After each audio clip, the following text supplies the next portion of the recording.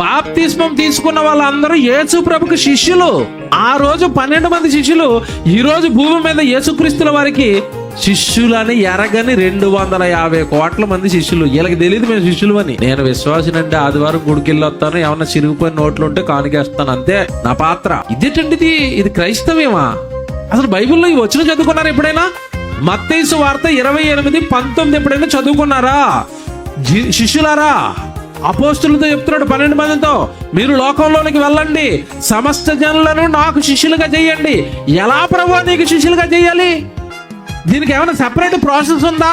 దీనికి ఏమైనా సెపరేట్ ఒక పద్ధతి ఉందా? మేము నీకు శిష్యులు అయ్యాం కదా, వాళ్ళని నీకు శిష్యులుగా మేమెలా చేయాలి అని ఎవడు వాళ్ళు అడగక మునిపే యేసుప్రభు చెప్తున్నాడు వాళ్ళతో. ఎలా చేస్తారు?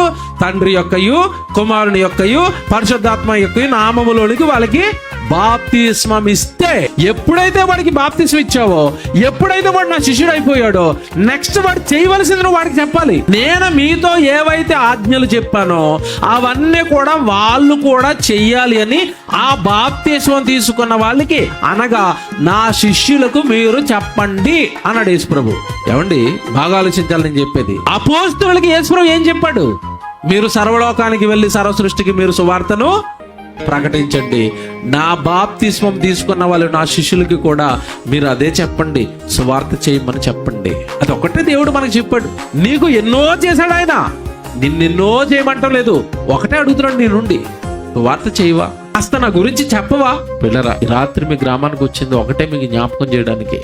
మీరు దేవుని పిల్లలే, మిమ్మల్ని దేవుడు ప్రేమించాడు, మిమ్మల్ని దేవుడు కన్నాడు, మిమ్మల్ని ఆయనకి శిష్యులుగా చేసుకున్నాడు యేసుక్రీస్తుల వారి ద్వారా.